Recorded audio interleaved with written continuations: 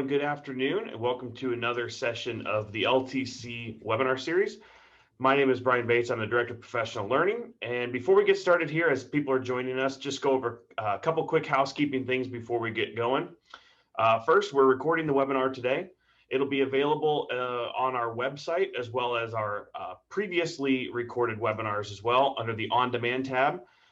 You see it on your screen there, ltcillinois.org/events/webinars.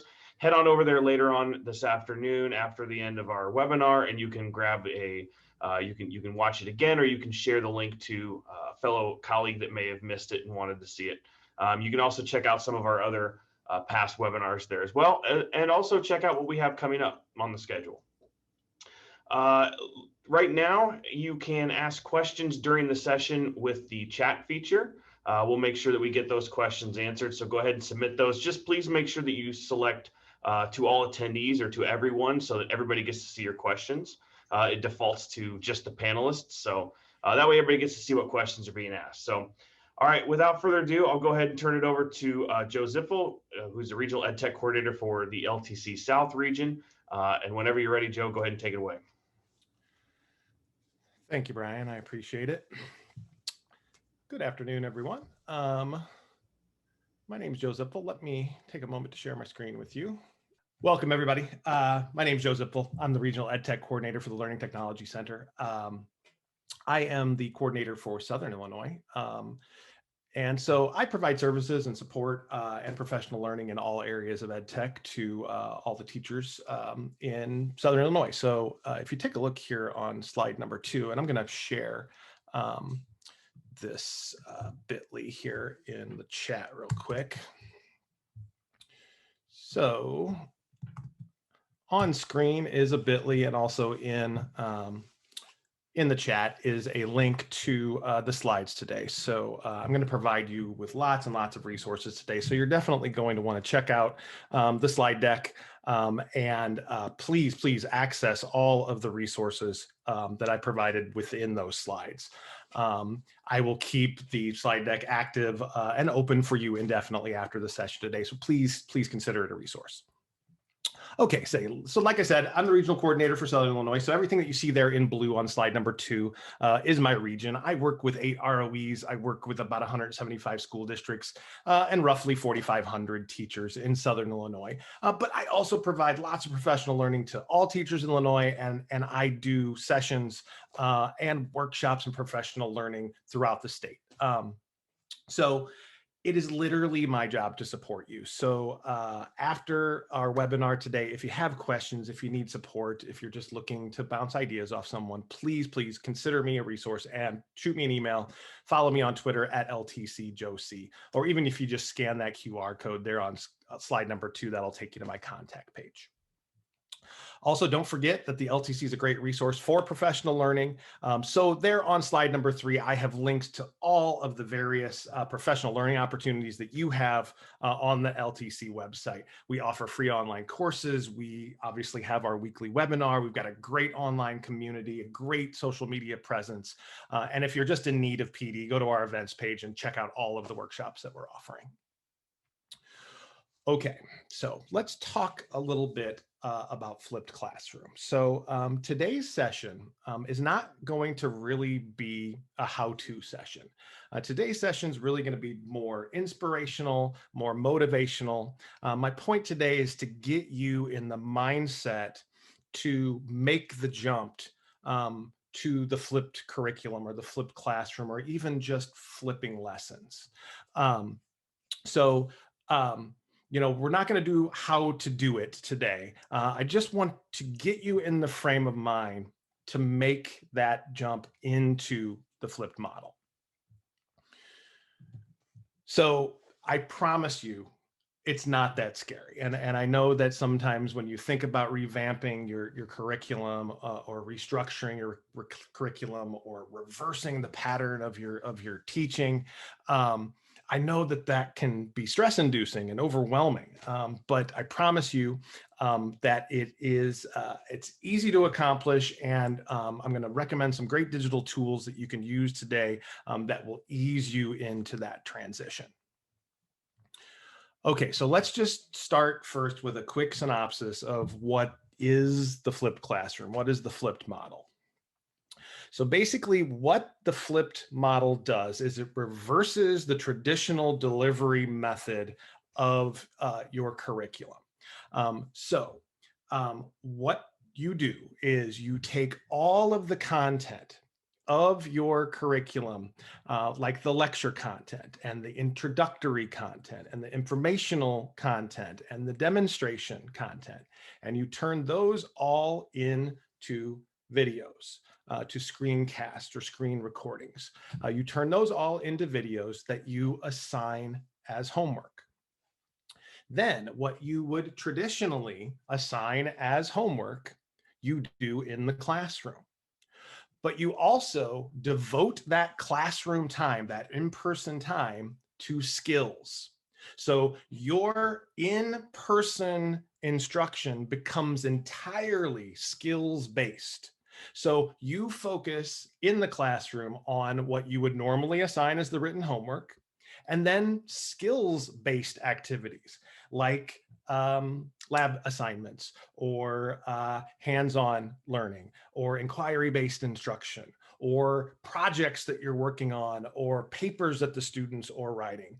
So again, all of that time in the classroom becomes devoted to skills. So what that does for you is that allows your class time to be completely devoted to managing and expanding on and mastering your materials, your curriculum through collaborative experiences. So basically what happens is your instruction becomes completely facilitative.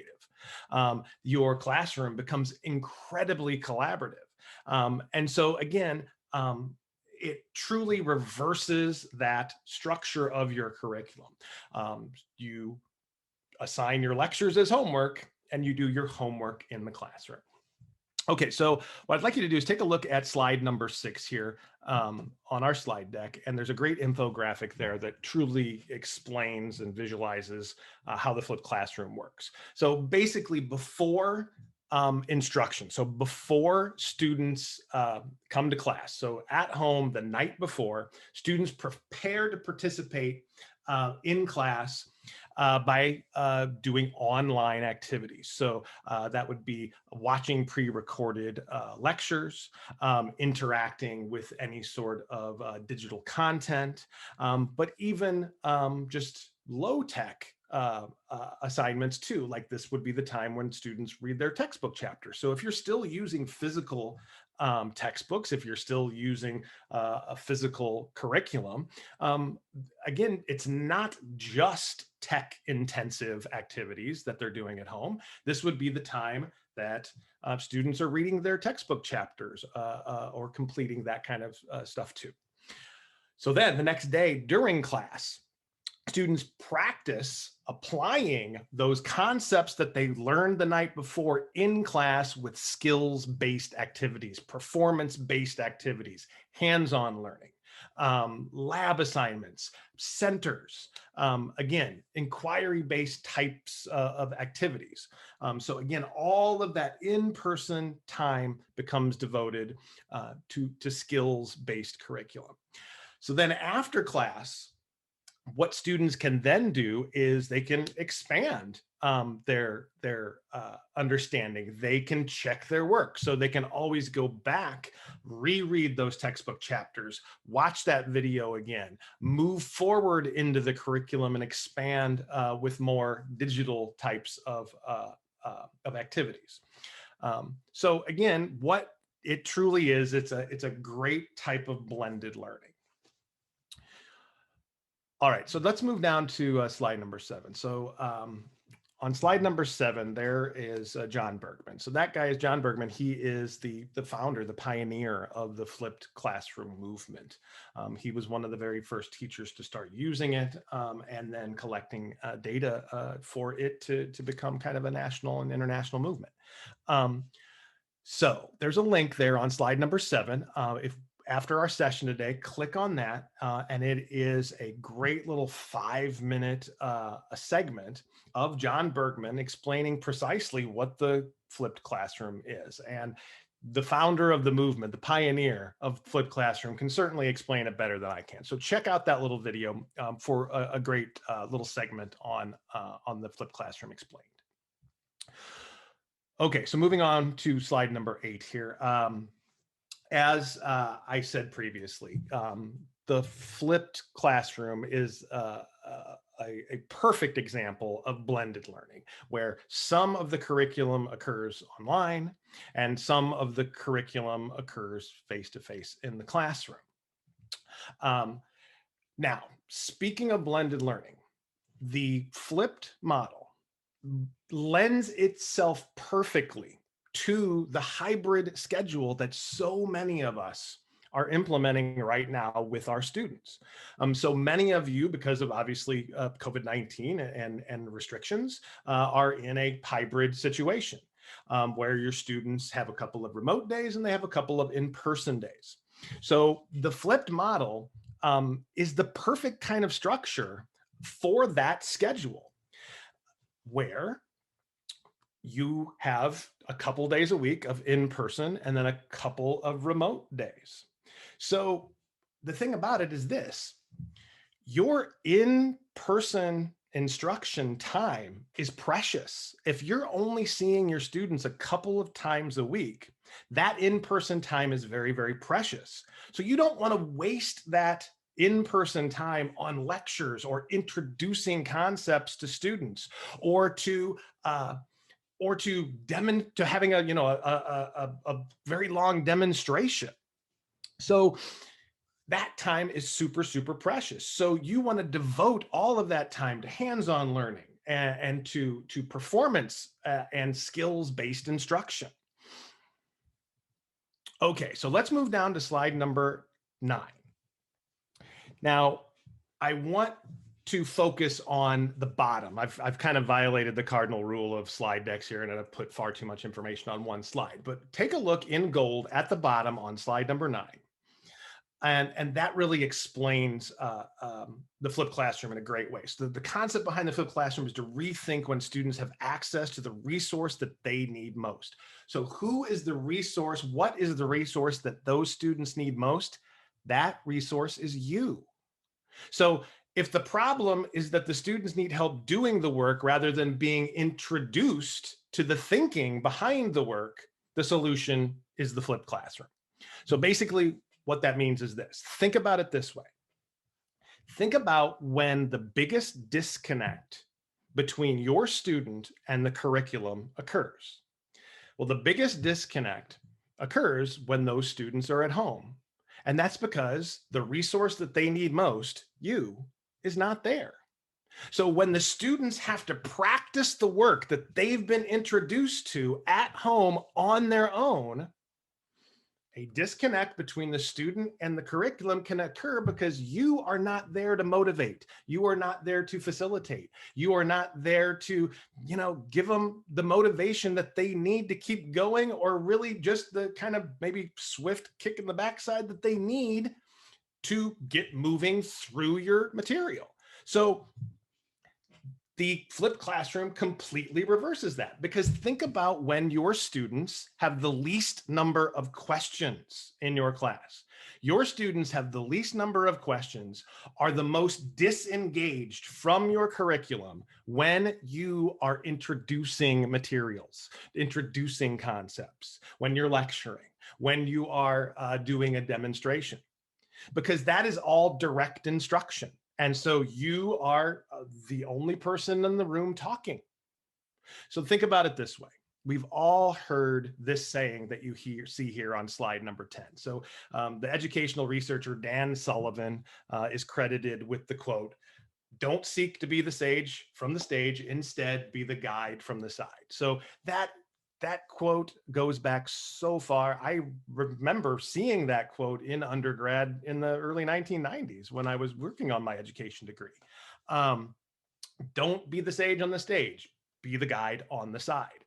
So what does that mean in the flipped classroom? Well, in the traditional classroom, that teacher, you as teacher, are the sage on the stage. You are standing typically up at the front of the room. You're the only person in the room talking. You're kind of holding court, and you are providing direct instruction to those students. So hopefully, while that's occurring, your students are listening. Hopefully they're paying attention. But do you know if they are or they aren't? Could they be distracted? Are students, some students are out sick, some students are athletes or have activities and clubs that they're away from class for. So again, that is that traditional model. Now look towards the bottom there. The flipped model, you are the sage, I'm sorry, you are the guide on the side, which means you are facilitator. The flipped classroom is a much more facilitative instruction. So you're not up there holding court and directly teaching. You are collaboratively working with students, typically in small groups, even individually as a big group.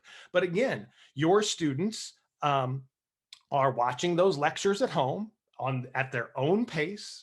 They are communicating online with you and with teachers, with you as the teacher or with classmates if need be.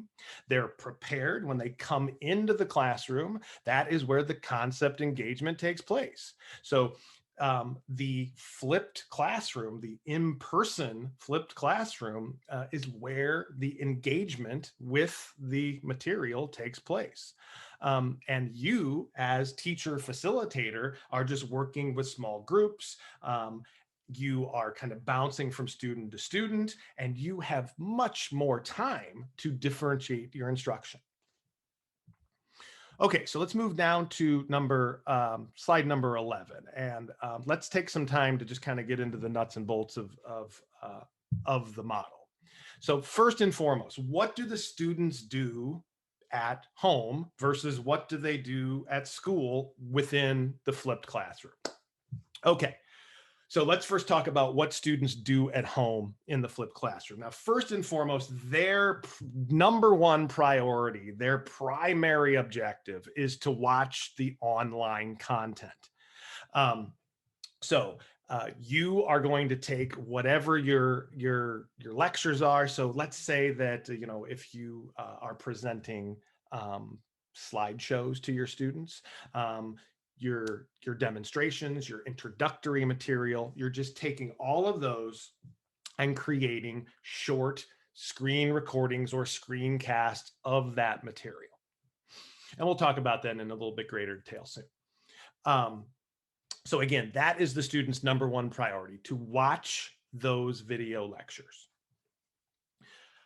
But that's not it. Students also can review any of their course material. So whether that be digital content or whether that be traditional content, physical content. So again, it's not just all high tech. This would be the time that students read their textbook assignments. Now, if you are using digital content too, certainly that would be the time to assign that material. If you're using an LMS like Google Classroom, for example, and you're distributing material out to your students, that would be the time to share all of that. So again, it's not just watching the videos. They can complete their textbook chapters. They can complete, the unit reading for whatever your content area is. Also, they can participate in online discussions. So this is something that I did personally. So to just give you a little bit of background about me, prior to my role with the LTC, I was a middle school biology teacher for 21 years.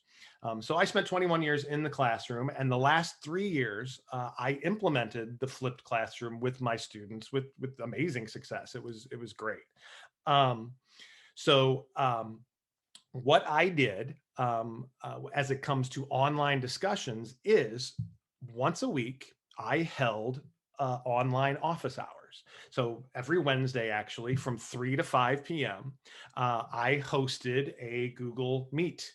At that time, it was called Google Hangouts. It has since changed, obviously, to Google Meet. But, I just held a office hour, a video office hour, a virtual office hour, every Wednesday from 3 to 5 p.m. And students could just come in and out of the session as they needed. So if they ever needed support, if they needed extra help, if they had questions about particular assignments, and even if they just kind of wanted to talk more socially, that was fine. It gave students the opportunity to get to know me on a little bit more of a personal level too.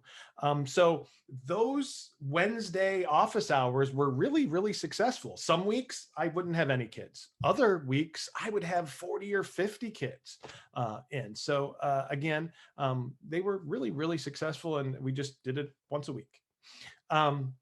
Also, any research that the students need to do, obviously that time at home is the time to do that. Students just conducting research in class, it again is such a time suck. It's such a time waster.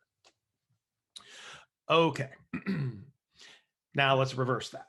What do students do at school in the flipped classroom? Well, again, the primary focus is skills. So that is the time that they focus on the skills portion of your curriculum. So they do skills practice, whether that is in a guided way with you as facilitator and leader, or in an unguided way when students are either working on their own or in small groups. It's the time to have those discussions with peers, those debates. It's the time for students to give their presentations. If you are an elementary teacher and you have centers or station learning, that's the time for those activities. Also, it's when students can do labs. I was a science teacher, and so those were my lab days. And also what's great about it as well is it's the time where students can conduct I'm sorry, guys. It's where students can conduct peer assessment and peer review. And when it comes to peer assessment or peer review, that would be something that you might not even normally get to in a traditional model because you just don't have time. That is the great thing that the flipped classroom does. It gives you time. And so you do have some times where students can do some peer review of each other's work. And again, not only is that great from a learning standpoint for students, but that's great for you as the teacher on a teacher evaluation. Peer assessment and peer review just means that you're ticking off boxes on the Danielson framework. And again, that is great for you professionally speaking. Okay, so let's move on to the benefits. So what are some of the benefits of the flipped model? Well, it doubles students' access to you. So not only are students experiencing the real you, students are experiencing the virtual you. So it actually doubles up the amount of time you're spending with students. So you are in the classroom working on projects and hands-on learning during the day, and then the students are going home at night and then watching a video of you introducing concepts and demonstrating things. So again, it increases the amount of exposure and personalization that the students have to you. Also, it allows the students to practice with the resource that they need most, and that is you. Again, in that traditional model, you are introducing concepts at school or lecturing, and then you're giving the students an assignment so that they can practice that concept at home. And you're expecting those students to be able to practice that concept at home on their own. And so if they get stuck, if they have a question, the resource that they need most, you, is not there to provide them with the support that they need. Okay, now a major side benefit of taking your lecture content, taking your informational or demonstration content, and turning those into videos is the students have so much more control over the delivery of their content. You know what they can do? They can pause, they can rewind, they can rewatch your videos. Can they do that with a live in-person lecture? let me ask you this. If you're lecturing live, if you're demonstrating something live or introducing a concept live to your students, and a student is absent, or a student is distracted and not paying attention, or a student has athletes, you have a student athlete, or you have students that are involved in activities that are absent. If you still have students that are sick, when do they have the opportunity to see that lecture again, to interact? They don't, they're stuck. So if they miss a lecture due to illness, due to absence, due to distraction, they're just out of luck. And the flipped model completely eliminates that issue, simply because all of that content can be watched and rewatched and rewound and stopped, and students can watch the videos again to review for an assessment. Students can watch the videos to preview the next unit that you're covering. And it makes test prep and it makes makeup work a breeze. And again, that's a great thing. It really honestly eliminates makeup work, simply because your students develop a routine and your students develop a pattern. And so if your students miss class, they just kind of pick up wherever they left off and can catch up, because all of that material that you have, the lectures and the introduction part of the curriculum, is all available online. Okay, so let's take a look here at slide number 15. There's a great little infographic here, and I want you to pay closest attention to that circle in the lower right-hand corner, that acronym Cipfl. Because it's a great tool to refer to when you are creating your videos. So first and foremost, the S stands for short. Keep your videos short. The very last thing that you're probably going to want to do is create a 45-minute long video. You're going to lose your students really quick. Now, what is typically recommended is a video that's 8 to 12 minutes. Personally speaking, I kept my videos at 10 minutes each. Now, that's not to say that I wouldn't assign a couple of videos in an evening if need be. But what I did is I just literally took the slide presentations that I prepared for my students for each unit that I covered in my science curriculum, and I divided them up into 10-minute chunks, just 10-minute videos. And again, if I needed the students to get through a couple of videos that evening, I would assign 2 rather than assigning 1 long video. You just need to think about your students and their attention span, and you need to think about things like YouTube, for example. So there's some great analytics out there that talk about how long people stay on a YouTube video. So the typical YouTube user will only stay on a video for about 2 minutes before clicking away from that video. So just be aware of your students' attention spans, and again, keep those videos short. Okay, the I stands for interesting. So obviously keep your videos interesting, and oops, sorry, clicked on that. Keep them interesting, keep them on point. Make sure that you create nice looking slideshows. You want it to be visually interesting. Obviously keep it meaningful. And let me zoom in here a little bit. Oops, sorry. I'm clicking away here. All right. Keep them meaningful. Obviously you want to keep them with your curriculum. You want to keep them standards based.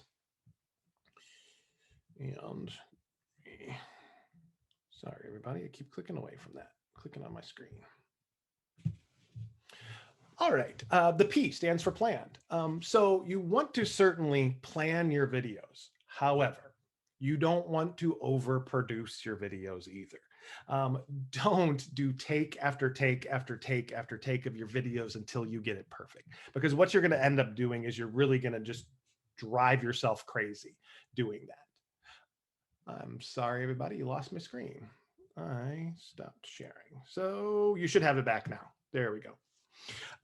So as I was saying, plan out those videos, but don't over plan those videos, simply because you will just drive yourself crazy.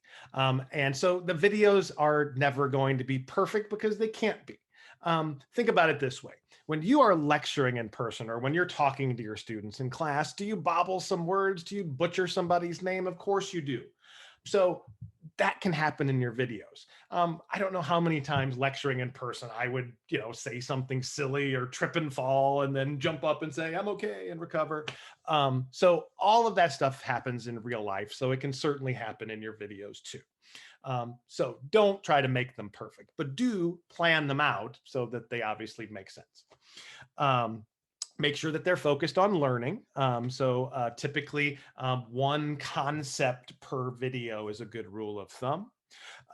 And then finally, keep them exciting. And so again, just, incorporate graphics and incorporate cool things like the Bitmoji classroom is such a great example of that, of fancying up your slides and making them exciting. Use animated GIFs and things like that. Students just love that stuff. Okay, so let's move down. So as I buzz through this stuff, just because I know we are limited on time, yes, but. So there's always a but, right? You can always create barriers for why you want to implement this. So let's take just a moment and talk about a couple of pros and cons of the flipped model. Now, I think that the pros far outweigh the cons, but I do want to address some of those cons just so that you're aware of them. So a few of the major advantages of the flipped model are, first and foremost, students have much more control, as I said.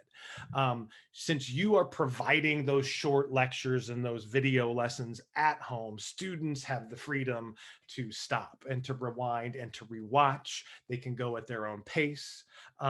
They can use your lectures to prepare for assessments. And what's also great about it is that if you do have students that are struggling, they can slow down without being left behind. But at the same time, those students that are really excelling and really chugging through your curriculum, they can move ahead if need be. What is so great is once you have this library of videos created, your students can self-pace through some of your curriculum. And so again, those students that struggle can slow down a bit, and those students that are really excelling, they can speed up a bit, and it doesn't throw anybody off. And again, that's just amazing personalization of your curriculum. Also, it promotes a student-centered learning. And that's certainly what we want to get to. We're trying to get away from that direct instruction model, away from that teacher-centered model, and move to a student-centered model. And the flipped classroom is certainly student-centered because it allows that class time to be focused exclusively, specifically on mastering skills through collaboration. The material is vastly more accessible in the flipped classroom. So since you're putting those lectures online, students can access them 24/7 anywhere, really. So it allows makeup assignments to be completed very quickly. Students just simply pick up wherever they left off. And then if students are absent or they are distracted or whatever, it certainly allows them to get that material. Also, it makes your classroom transparent. Your parents see what's going on. Because you're putting all of that content online, not only do your students have access to your curriculum 24/7, your parents do as well. And I can tell you with absolute certainty that there were parents taking my biology class along with their students, simply because I would have parents comment on my class, and they would ask me questions that were content questions. They weren't just clarifying questions about my curriculum. They were asking me legitimate questions about my material. So that just told me that they were watching my videos with their students. And that's precisely what I wanted them to do, because that makes parents your teaching partners. And so again, we all know how that's going right now. You know, we are all depending on parents right now because of remote learning, because of the hybrid schedule. So again, you know, relying on parents as teaching partners is going to go so much better when your classroom is transparent and parents can precisely see what's going on. Also, and then lastly, it's just simply more efficient, and that gives you what you need most, and that is time. The flipped classroom gives you more time in the physical space, and so it allows students to be students, it allows kids to be kids, and it also gives you some freedom to do some projects and some activities that you might not normally be able to get to in the traditional model. Okay, there are some cons though. And so let's talk about a couple of those cons. First and foremost, the flipped classroom can certainly make the digital divide worse. Now, we've seen the effects of the digital divide just in the last year because of the situation that we're all in. Now, fortunately, because of that situation, we have narrowed the digital divide to be narrower than it's ever been before. But it certainly is still there. And the flipped classroom is very tech intensive and tech dependent. So it can certainly, the digital divide can certainly be an issue. I do have a couple of slides down in my slideshow that have some solutions about narrowing or even closing that digital divide. So I've got some recommendations, and I'll address those here in just a moment. Next, it relies on trust and preparation. You've got to prepare your students for the flipped classroom, because your students are very, very used to passive learning. And the flipped model is a very active kind of learning. So you've got to prepare your students for that. And it also requires some trust. You've got to trust that your students will watch the videos at home. But again, a common question that I get from teachers is, but what happens if the students don't watch the videos? And there's a simple answer to that. What do you do when your students don't do their homework? Just do the same thing. Just because you're assigning digital homework, just because you're assigning a video, doesn't mean that it's not homework. So your students in your school have either academic or disciplinary consequences when they don't do their homework.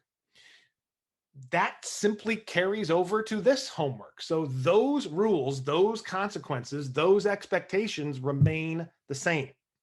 So if students don't do their homework, there is a consequence, whether that be physical homework or whether that be digital homework. Okay.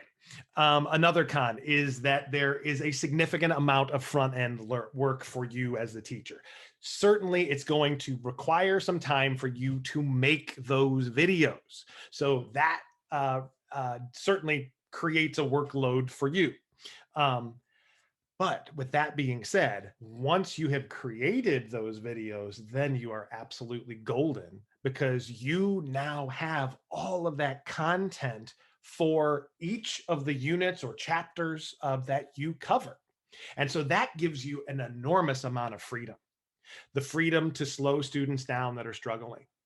The freedom to allow students that are excelling to move forward through your curriculum simultaneously. That personalizes your instruction, that differentiates your instruction, and it serves those students best, because it gives you the time to intervene with those students that are struggling. And it also, at the same time, allows those students that are really chugging through your curriculum to move on.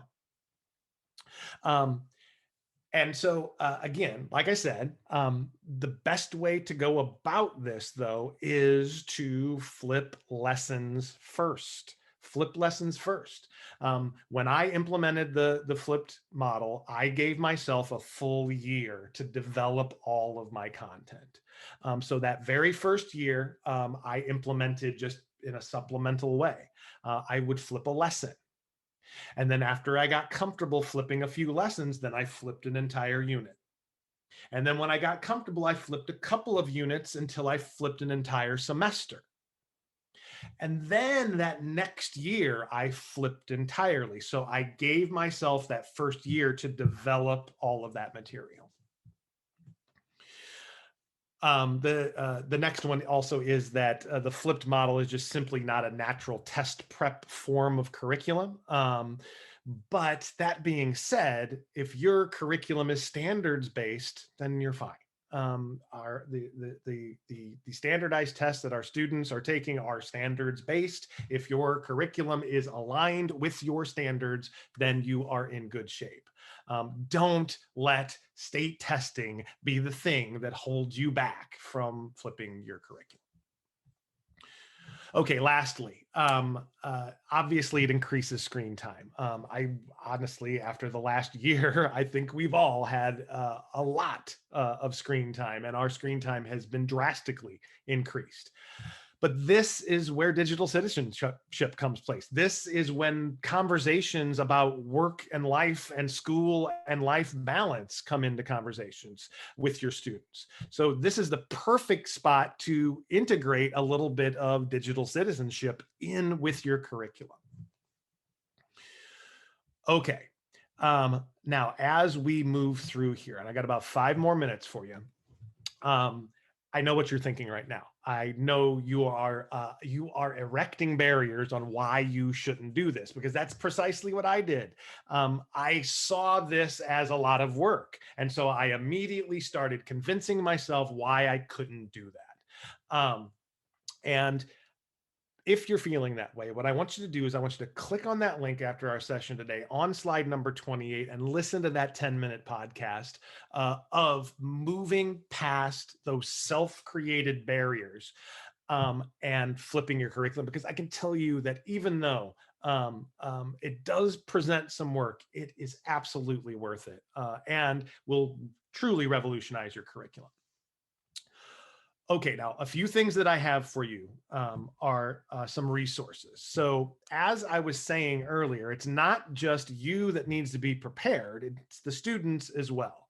So you have to you have to prepare your students to engage in active learning simply because they've been experiencing passive learning most of their educational life. So they need to learn how to learn. So what I've got for you is some mentor scripts and some examples of how you can present and introduce the flipped classroom to your students. So please feel free to take this stuff verbatim. Just copy and paste it into a syllabus or into a beginning of the school year newsletter or something like that. What I've got for you is a mentor script on describing the flipped classroom to students.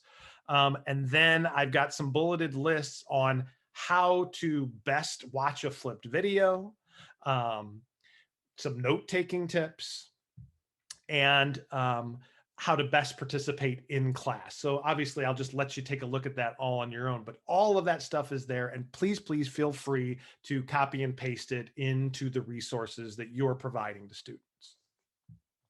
Now, what I also have here is a little bit of information on my story and the tools that I used to implement and how my model worked.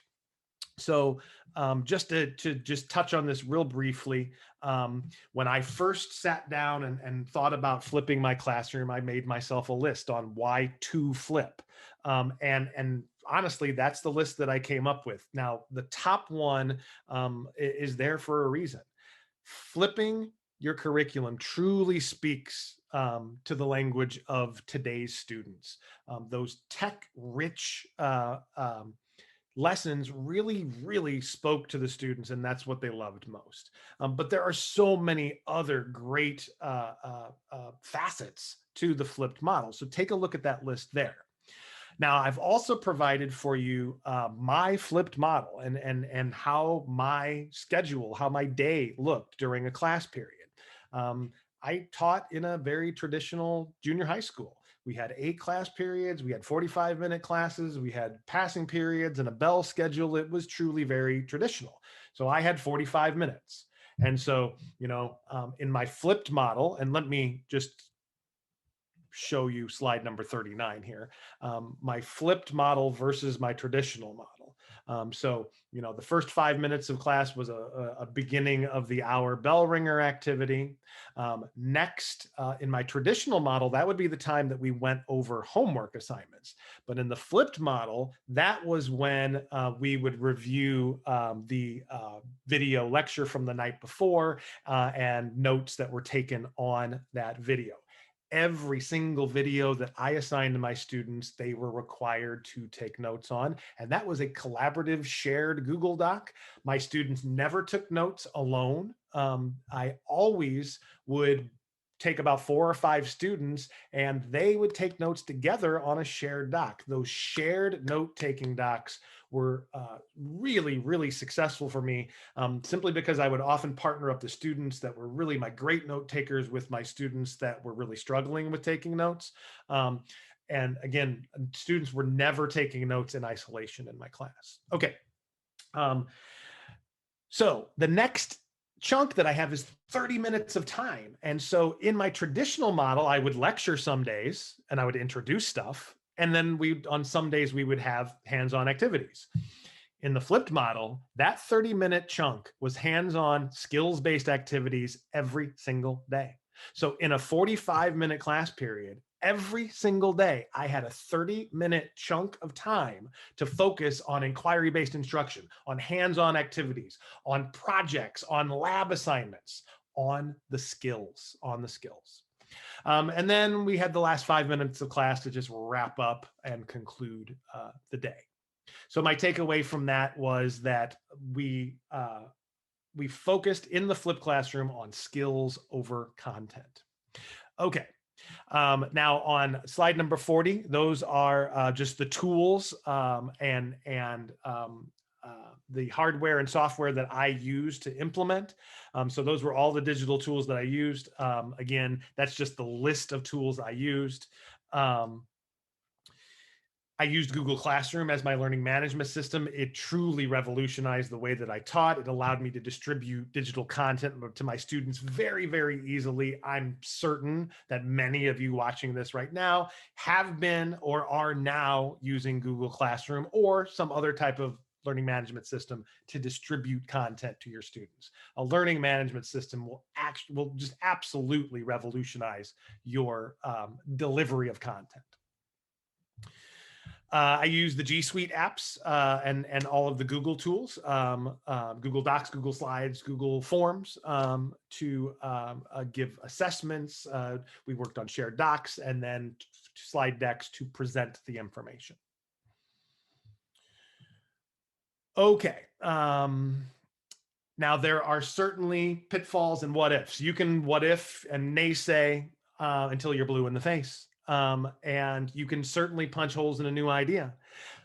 And that's super easy. But again, now couldn't be a better time to revamp your curriculum. We are experiencing the biggest disruption in public education, in education totally, in the history of modern education. So if now is not the time, I don't know what is. There couldn't be a better time to restructure your curriculum. Okay. Where I found success is listed there. My students loved the videos. When you're assigning YouTube videos as homework, your students actually want to do your homework. I was able to provide feedback to my students almost immediately because we were using Google Forms all the time for formative assessments. Reteaching was simple because when students were absent or if students missed something or if students got stuck or if students were having difficulties, I had the time and the freedom to intervene and reteach when needed. I also stopped writing sub-plans. Once I flipped my curriculum, all my subs had to do is just simply monitor my room because my students knew what to do. So it, again, eliminated the need to write big, elaborate subplans. Grading was simpler simply because it was automated many times with Google Forms and Google Classroom. It almost eliminated misbehavior in my classroom because it's such a busy kind of curriculum. Your students are always doing something. So those busy students are always busy. Those students that can't sit down don't have to sit down. Those students that are easily distracted can be easily distracted because they're always doing things. They're always working on a task. And lastly, it just drastically reduced my paper usage by over 95%. Okay, so we are out of time. So I'm going to wrap up. As I was saying earlier, I've got some solutions for you on narrowing or closing the digital divide. I have provided both some out of school and some in school solutions on what you can do when students don't have internet access or don't have devices. And I've got some good recommendations there. All right, so to wrap up, I already know what you're thinking to yourself right now. How in the world am I going to do all this? I'm feeling so overwhelmed. There's no need. The best thing to do here is to just start small, but think big. And to do that, you flip lessons first. So here we go on slide number 50. Keep calm, flip lessons first, and then use those digital tools that I have listed there that more than likely you already have access to and are using with your students. But the key takeaway here is flip lessons first, then get comfortable doing that, and then flip a unit, and then get comfortable in that structure, and then flip a semester or a quarter. And then take that time to develop the rest of your curriculum so then you can implement fully that next school year. Okay, now I want to leave you today with some resources. So on slide 51, I have put links to a bunch of resources for you. I've got I have a slide deck on Google Classroom and how to use it. I have a slide deck on how to use Google Forms. I've got some resources on how to use Screencastify to create screen recordings. And I've got a whole bunch of HyperDoc examples. And if you've never heard of HyperDocs before, man, I think that you should check it out because it's a great delivery system. It's a great way to structure your lessons. And it is a great way to digitally package your content. So check out HyperDocs if you never have before. And then lastly, there is a link to the Google for Education Teacher Center. And again, if you've never been to the Google for Education Teacher Center, you have no idea what you're missing.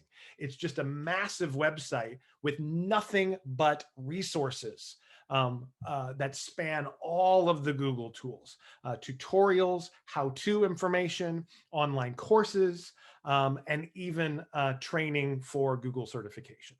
So check it out if you never have before. Okay, that wraps it up for me. Let me bounce back up here to the top and share my contact information with you one more time. As I was saying, after our session today, if you have any questions, if you need support, please feel free to reach out. Shoot me an email, follow me on Twitter. I'm happy to help. Awesome. Thanks, Joe. There were just a couple questions, but I believe the question in the chat has been answered about finding the resources from the slides. And there's one other question about what do you do when they're not watching the videos, but I believe you answered that question in there as well. If you have any other questions or want any other follow-up on those questions, please go ahead and throw them in the chat right now, and we'd be happy to get those answered for you. While we're doing that, what I can recommend too, when it comes to watching the videos, a great tool to use would be Edpuzzle. And Brian, you're familiar with Edpuzzle too, and I know that you like it.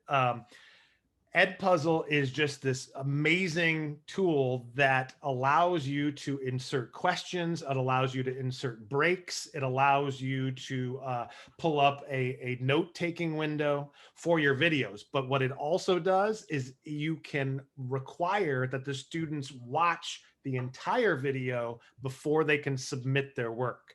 So Edpuzzle is a great solution to that. But what's also so good about Edpuzzle is you can insert questions within the video. So the video will pause momentarily, a open-ended or a multiple choice question will pop up. Students can complete that, and then the video resumes. And it is a great tool. I do a workshop on Edpuzzle, so that would be certainly something to check out in the future if you're interested.